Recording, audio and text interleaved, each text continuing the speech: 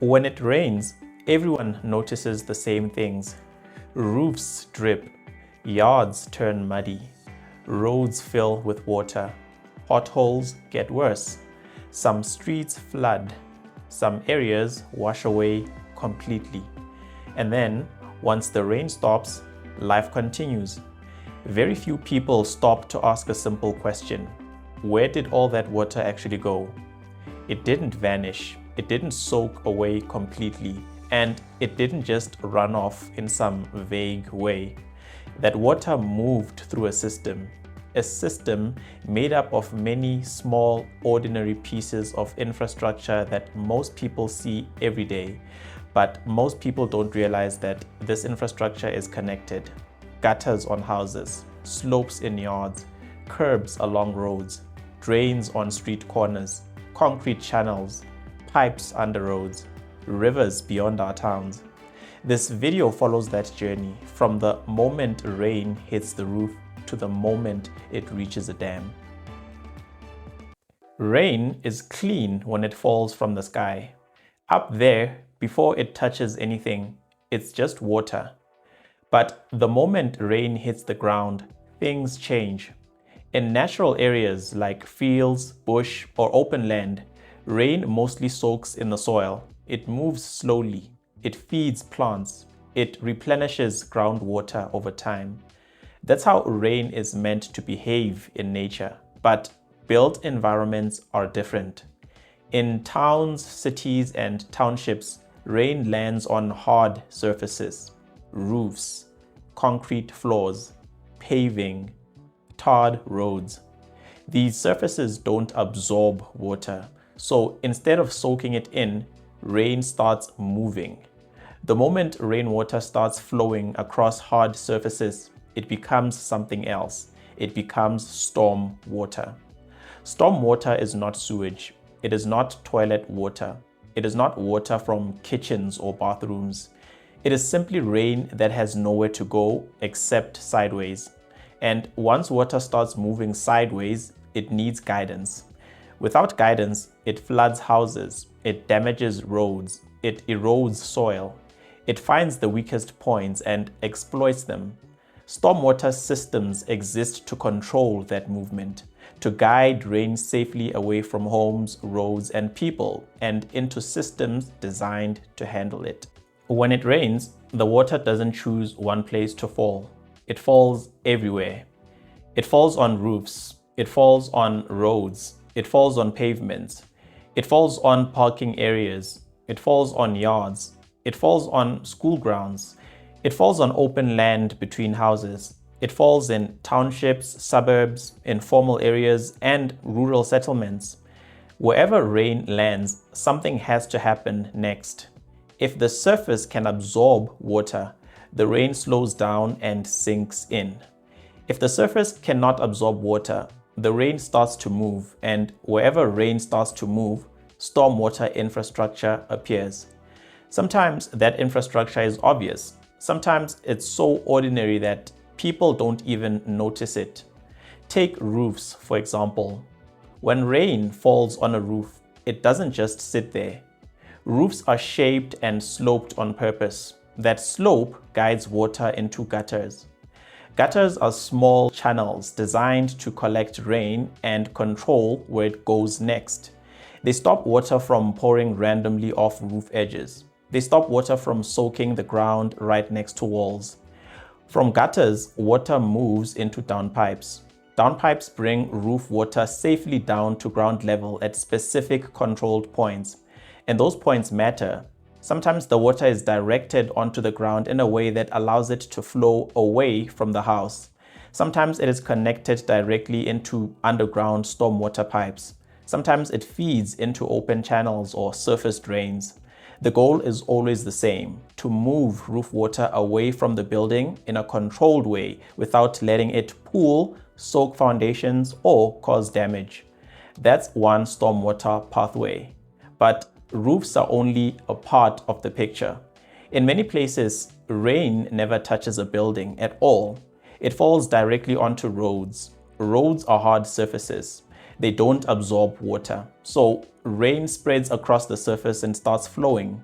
Roads are shaped to help with this. They slope slightly towards the sides, guiding water away from where cars drive. At the edges of roads are curbs. Curbs are the raised concrete edges that separate the road from pavements or verges. They help define the road, but they also play a storm water role. Curbs guide flowing water along the edge of the road instead of letting it spread everywhere. Along these curbs, you'll see openings or metal grates. These are curb inlets. Curb inlets are entry points into the stormwater system. They allow water flowing along the road to drop down into pipes or channels below the surface. Once water enters a curb inlet, it doesn't disappear. It continues its journey underground, moving through stormwater pipes or culverts that carry it away from the road and towards larger drain systems. On pavements and parking areas, the story is similar. Water runs across the surface until it finds a drain, a channel, or a low point designed to receive it. In yards and open spaces, the ground itself becomes a part of the system. If the ground slopes correctly, water moves away from buildings. If it doesn't, water pools where it shouldn't. So stormwater systems don't begin in one place. They begin everywhere rain meets a surface that cannot absorb it. These are roofs, these are roads, these are pavements, these are yards. This is open land shaped by human activity. Each of these feeds water into the same journey, just through different entry points. And once water enters that journey, it has to be guided carefully. Once stormwater leaves the surface, whether through a downpipe, a curb inlet, a drain, or a channel, it enters the part of the system most people never see. This is where stormwater becomes invisible. Below the ground, stormwater moves through a network designed to do one very simple thing: carry water away safely. In many places, this happens through pipes. These pipes are not random. They are sized, sloped, and aligned so that water keeps moving without sitting still. They rely on gravity. There are no pumps pushing stormwater through most systems. Instead, pipes are laid at a slight slope so that water naturally flows downhill, following the shape of the land. In some areas, especially where large volumes of water are expected, stormwater does not travel in round pipes only. It flows through culverts. Culverts are larger structures that allow water to pass under roads, driveways, railway lines, or embankments. Some of them are round, some are box-shaped, some are wide enough to even walk through. You've seen them before, often where a road crosses over a stream or a drainage line. The purpose is always the same: to let water pass without cutting off movement above it. In other places, stormwater is carried through open channels. These are visible concrete or earth-lined paths that guide water along a controlled route.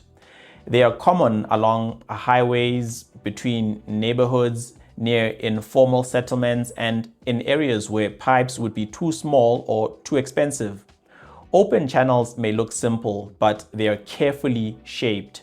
Their width, their depth, and their slope are designed so that water moves without eroding the sides or overflowing too easily. Whether stormwater is moving through pipes, culverts, or open channels, the principle is consistent: water must keep moving. This underground and semi-visible network is what connects all those collection points into something larger. It turns many small streams of water into organized flow. And that organized flow is what allows stormwater to move from streets and homes toward the next stage of the journey. Stormwater systems are not designed to move water as fast as possible. They're designed to control how water is released. This is where attenuation comes in. A simple way to understand attenuation is to think about a bucket. If you fill a bucket with water and suddenly tip it over, all the water comes out at once. It rushes out, it splashes, it causes damage. Now imagine the same bucket, but instead of tipping it, You poke a small hole near the bottom. The water still drains out, but it drains slowly, in a controlled way, over time. Attenuation does exactly that, but at a much larger scale. In many South African towns and cities, you'll see open spaces that look unimportant most of the time. Shallow ponds, wide grassy dips, open areas that look empty. When it's dry, they don't seem like infrastructure at all, but when heavy rain comes, these spaces suddenly fill with water. These are attenuation areas. They act like the bucket. Stormwater flows in quickly during heavy rain. The water is held temporarily. Then it is released slowly through a controlled outlet. Instead of sending a sudden surge downstream, like tipping a bucket, the system lets water out bit by bit, like water draining through a small hole. This protects rivers, it protects pipes, it protects communities downstream. Many attenuation systems also include overflow paths. These are safety routes. If there's more rain than expected, excess water still has a planned way out, instead of breaking through embankments or flooding homes. In rural areas or informal settlements, attenuation may not look formal at all. It might be a natural low point, a widened channel, a piece of land that has always taken water during a heavy rain. Even then, the principle is the same. Stormwater sometimes needs to pause, not stop, before continuing its journey. After moving through pipes, culverts, channels, and attenuation areas, stormwater is released into natural watercourses, streams, rivers, wetlands, natural drainage lines that have existed long before towns and roads were built. This release is not accidental. Engineers designed stormwater systems to discharge into specific natural paths where water already wants to flow. If stormwater were released randomly, it would cut new channels, wash away land, and damage anything in its path. So the system guides water until it reaches a place where nature can take over safely. As stormwater moves through rivers and streams, it keeps traveling downhill. Much of that water reaches places where it is deliberately held back again. These places are called dams. Dams are not random barriers in rivers. They are carefully chosen points where water can be stored safely. By the time stormwater reaches a dam, it has already traveled a long way. At a dam, that movement slows down.